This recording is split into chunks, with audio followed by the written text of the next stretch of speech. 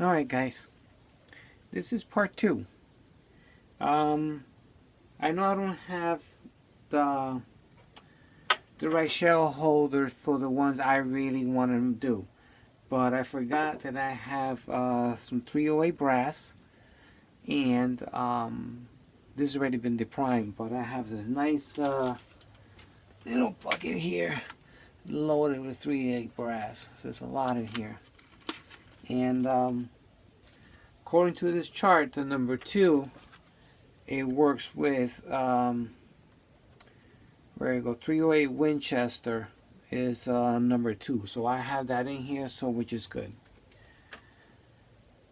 So again, you go to the website. When you look at the shell holders, it will have a printout on there, and you can see all the numbers on here. So before, when you order the press, look at their chart, and like if you look at my other video, I put it on here also. This kit comes with a number 2. It comes with a number 19, and it comes with a number 4. So at least you know it comes with these 3, and now you can see what you have, and brass-wise what you need, and see if these numbers work with your brass. If not, you can order the correct one. Like that, you're not stuck without the brass. Because I already cleaned out my Horny single stage, and I want to use it for depriming. This will be my new depriming tool, but that's what I really wanted this for. And so the way this works is, I already adjusted the height on this. But most of you already have Lee how to do this already. So we're just going to slide this piece off forward. Remove the short one. And here, like that. Yeah, don't use the tallest one, which is this one here.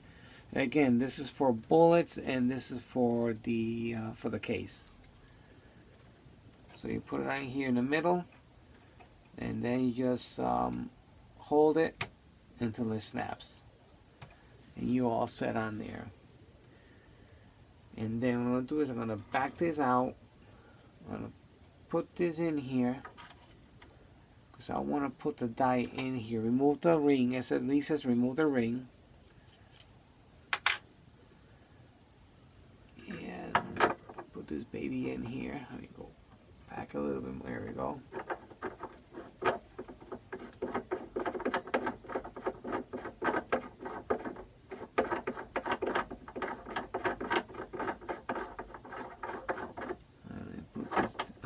Back up a little bit, bring this down, down the bottoms out there. Oh, okay, there it is. So back in just a hair, and we're going to take this, bring it up, and hold it, and tighten it up with the little screw. This ain't going to work out. Got a feeling that I get another screwdriver. Oh, maybe this will work. Let's see. You might have to get a small screwdriver. I don't have one up here.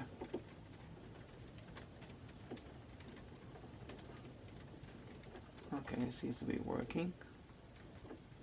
I should do this with the Allen. It would have been a whole lot better.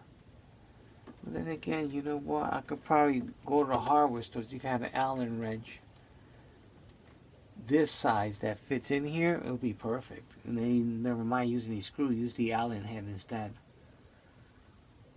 Alright, so now what I do is get this brass out of here. Alrighty, so that's all set. So now what we're going to do is, I could use the same one. Let me see, maybe the other one. It's a little better for the 308. We can get the clean brass here. Yeah, you know what, I'm going to use that for the 308, because this one, the bigger one, it fits nicer here. Here, I might have to put like a piece of tape or something to give it a nice snug fit, because it does wobble a lot. And this is nice and, it's pretty good. though in here, this too goes through here, but it's a snugger fit. And here is a little on the loose side, so which ain't bad. But for now, I'm gonna use that one. Oh man, one crazy. Okay, let me get that out of there. Come on. Why are you stuck? You worked before. There we go. Shell plate was out of line. Alrighty. This shell plate should have been designed with locks in place, but it moves a little bit. Not well. I guess if you mess with it, it will move, but if you don't touch it, once it's set up, it was just fine. Alright, so let's see what happens here. Let's get to some brass here. Let's get a few pieces in here.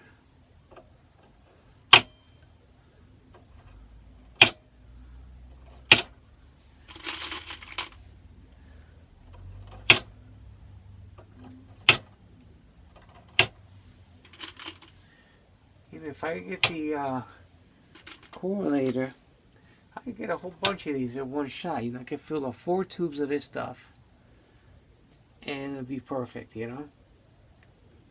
So there's 1, 2, 3, 4, 5, 6, 7, 8 holes. 8 in here, right? 1, 2, 3, 4, 5, 6, 7, 8, and flush right to the end of the plastic tubing.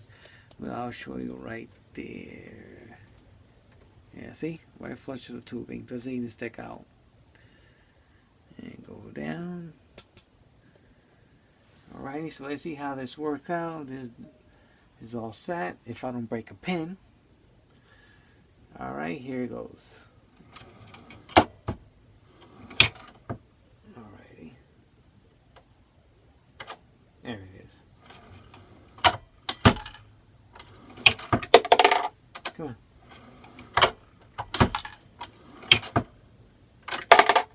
I guess you gotta give a little helping hand.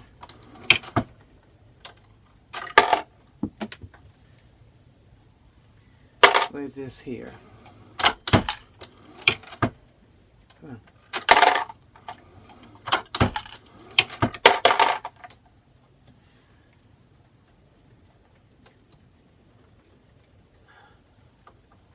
What's wrong here?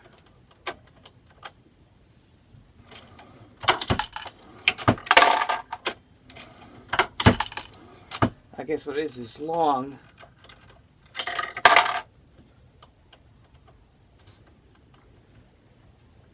Alright, what's wrong with this brass here?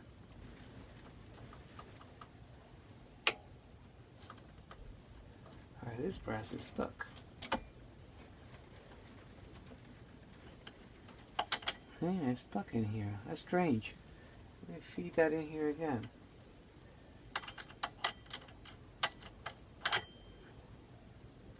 You know what also it is? If the primer sticks out a little bit, I think that's what that is. The primer is sticking out and it's sticking on there. Yep.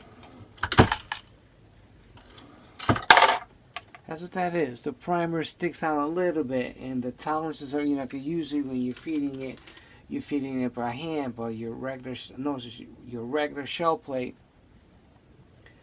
it has a what I noticed, a little groove here.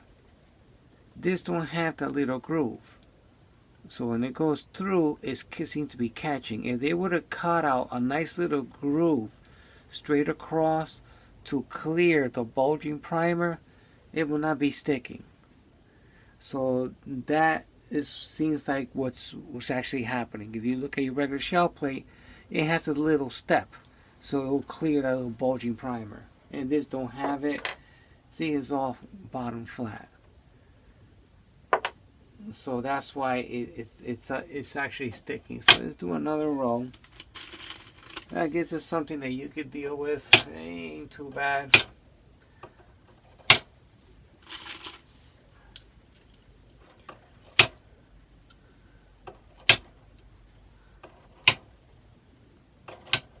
Alright, let's do another set. That one went in. depending on the primer. Okay, see? Come on. That's what that is, the primer.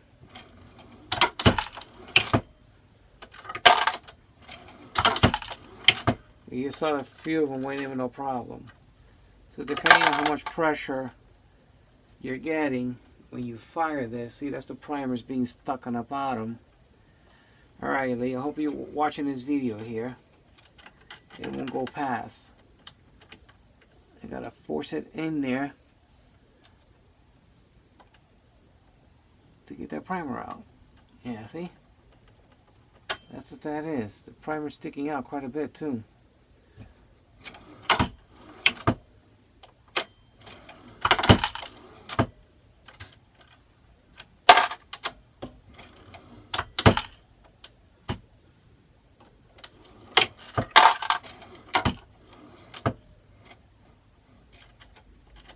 Alrighty, let's see if we can get this sucker out of here.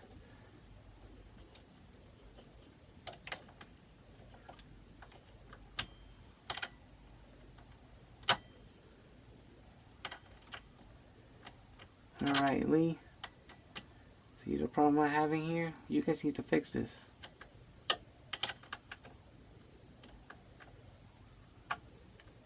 Here it is. See, it's the primer. Alright, Lee, if you're watching this video, please update these shell holders, because that's going to be a problem for a lot of people. Unless any of you who has a milling machine, you cut a nice little groove here and clean out the hole like that. You know, cut a nice little groove here, clean out the hole a bit just to clear that primer, and you're good to go. I don't know any machinists around, and no machinist guy ain't gonna spend time on this, because for them this is tedious, so they won't bother. So it's something that I'm gonna have to deal with, I guess.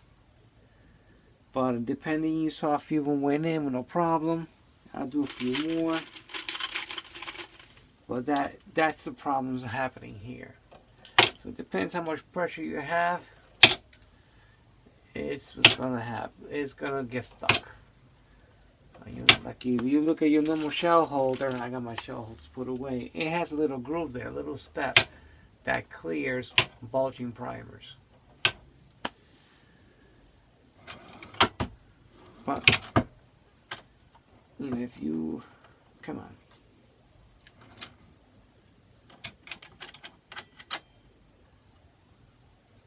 Get out of there. Here we go.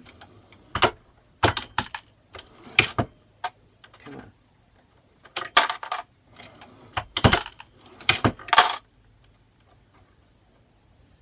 I wonder if I have to adjust these jaws a bit. No, it's the primer.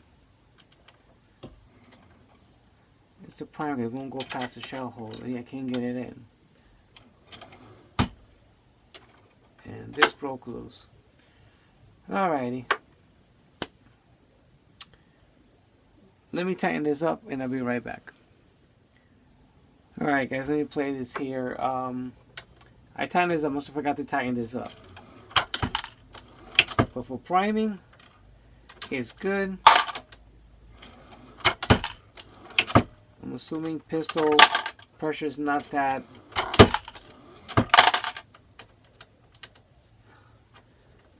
Come on. Back this off a bit. Thing out of there. Yeah, it won't go for the life of me. Alright, what I'm going to do is, I'm going to take this out of here. You can see it collects all the crap in there. So, which is good, it keeps the press clean. But let me take this shell holder out of here to show you what's really happening with this.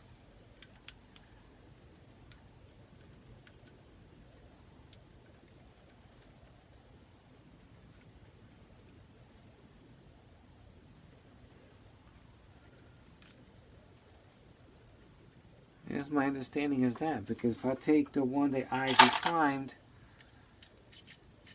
case slides nicely. And I got one not deprimed. Some of the primer is sticking out pretty well. See it? If you can see that right there. See how the case cockeyed? Look at that gap. And the jams are right there, right? See how this cockeyed there? Is in here and crooked there. You see right there, you can see how the primer is sticking out. Now if you get a case that's been primed, it's even flush on both sides. So if you guys got you can do drill press if you can. Cut a little gouge in here. That might be the ticket. It might be the ticket. You know what? This has a little step here with a number 2. Then you put this number 2 facing the other way and see what happens. Might not change much, but let's see what happens.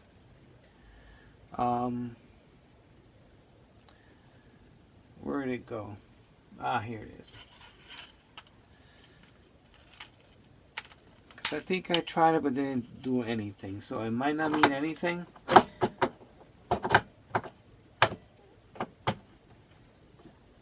Okay, that's tight. You can spin this around. Alright, let's put the number 2 facing the track. You see, let's put one of these in. And let's put all 3. You think that's deprime, right? That goes down. Same thing. The little gap ain't deep enough. Yep, ain't deep enough. Still the same thing. It jams. Primer is sticking out too far, and it won't let it. So depending on your primer, that seems to be the problem I'm having here. So Lee needs to redesign this shell plate, but if you guys got machinery there, Dremel ain't gonna do you good at Dremel, because you're gonna actually ruin it. I may just use my regular shell holder on this for this press. Disconnect the spring here, for it won't slide the track, and just do these like that. I'm hoping the pistols do not do the same. If it does the same, I'm gonna have to either send these back to Lee and tell Lee, can they cut a groove across these shell holders, and let's see how much they charge to get this fixed. And so a few of them went through no problem. Maybe we'll not do that with the pistols, but at least you guys see what's going on. Alright guys, so far that's a little hiccup I'm having here. Don't know what else other hiccups I'll have, but this hiccup number 1. Alright guys, have a nice one, and I'll see you in the next one. Bye bye.